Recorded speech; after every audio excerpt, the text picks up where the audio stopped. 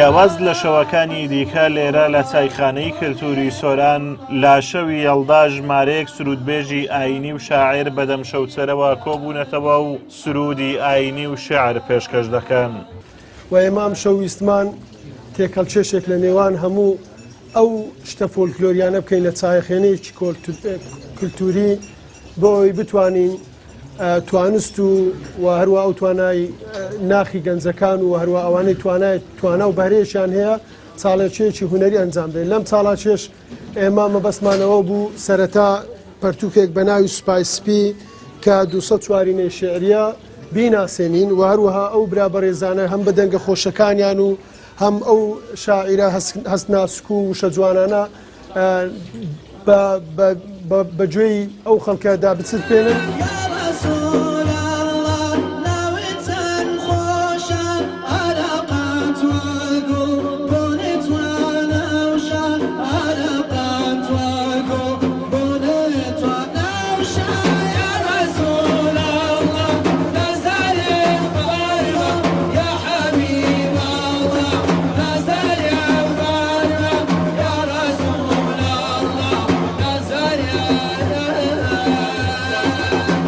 شو إما وكو تيبي سرودي عارفان ليرانا خۆمان بە خۆشحاڵ زانین کە لێرانە داوت کراوینو بۆ ئەوەی هەندێک سرود و مەدیحە بڵین تا ڕنگانێکی شەو لەگەڵ هەموو کەس دڵ و دەرونت تەمیز ڕابگرە بۆ ئاسۆی ڕوونت ڕەفتاری خەراب لە ڕەگ و ڕیشە دەربێنن مەیکەن بە کار و ئیشە جگە لە ڕێی خوا ئەوی تر هیچە ڕێگای دروست و بێپەنەوەیت.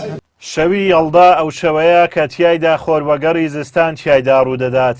لەم شەوەدا 14 سعات تاریشی نیوەی گۆیزەوی دەگرێتەوە. ڕۆژەکەشی کورتترین ڕۆژی ساڵ دەبێت. دیارە ئەمە و شەو لێرە لە چایخانەی کەلتوری سۆران کۆبووینەوە هەموو چین و توێژەکان لێرانەدا کە لە شەوی هەڵدا کە درێژترین شەوی ساڵە واتوانم بڵێم دەی جووری شواتە تاریکترین شەو بەوەندەی من لێ شارەزامە هەموو نەتەوەکانی دنیا کەلتورە جیاوازەکان هەموو یانیادی شەوی هەڵدا ئەکەنەوە بە جیاوازی بەڵام لە زۆربەی شوێنەکان میوەکان دانین وەک شووتی وە کەنار بە زۆری میوە و شکراوەکان.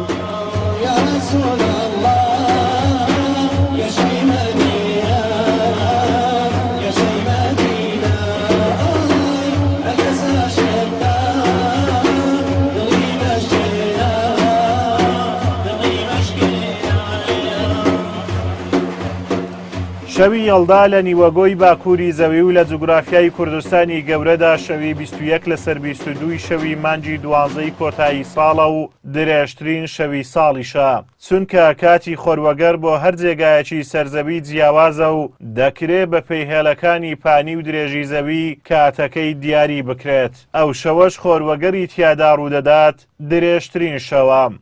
ئازادۆمەراوەی کەناڵی ئاسمانی پەیام قەزای سۆران.